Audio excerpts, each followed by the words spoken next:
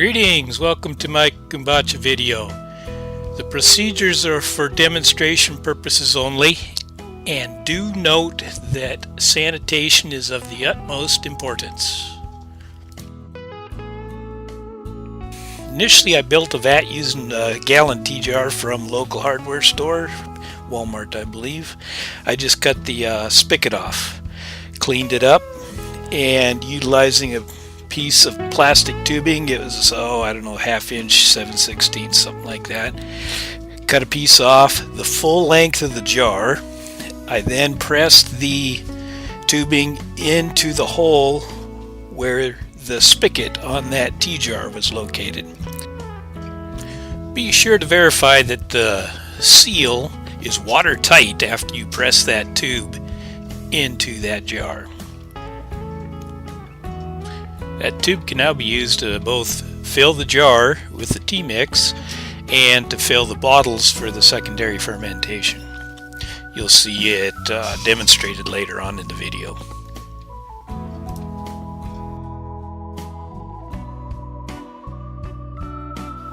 The kombucha is now prepared. The SCOBY is cleaned and, if necessary, split apart.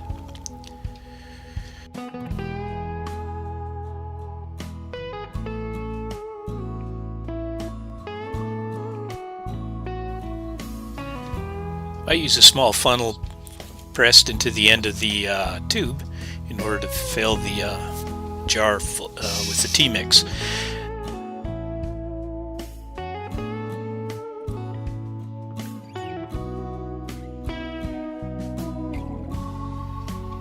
Okay, once the jar is filled, and that's approximately 1 gallon total of fluid, the end of the tube is covered. And I get creative and use, say, the end of a finger on a rubber glove. The jar is covered with a coffee filter and a rubber band. The jar and the contents are now a fairly clean environment. I fill the jar several times without ever touching the SCOBY or the inside of the jar.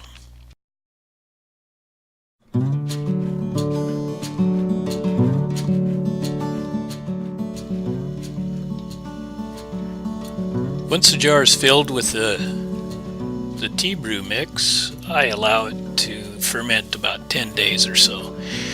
Now the kombucha can be consumed directly from the jar, or you can perform a secondary fermentation. And the video now shows filling flip-top bottles for a secondary fermentation.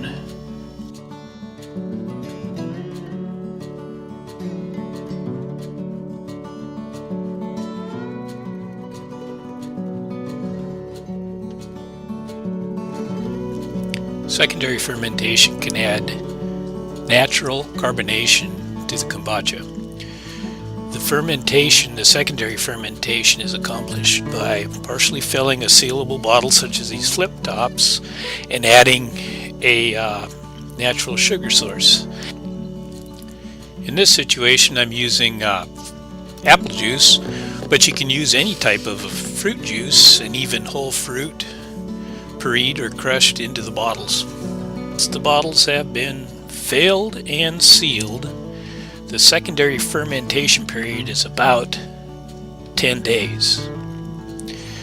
So the first fermentation in the vat is 10 days. The second fermentation in the bottle is about 10 days, but it is dependent on temperature. If room temperature is too low, both primary and secondary fermentation can be prolonged or may not occur at all. In this situation, I developed a homemade incubator utilizing a used ice chest, and I purchased parts for the incubator from a local pet shop. I used a reptile cage heater as the heat source, and this also includes a thermostat. The temperature is normally around 75 or just under 80 degrees and quite consistent.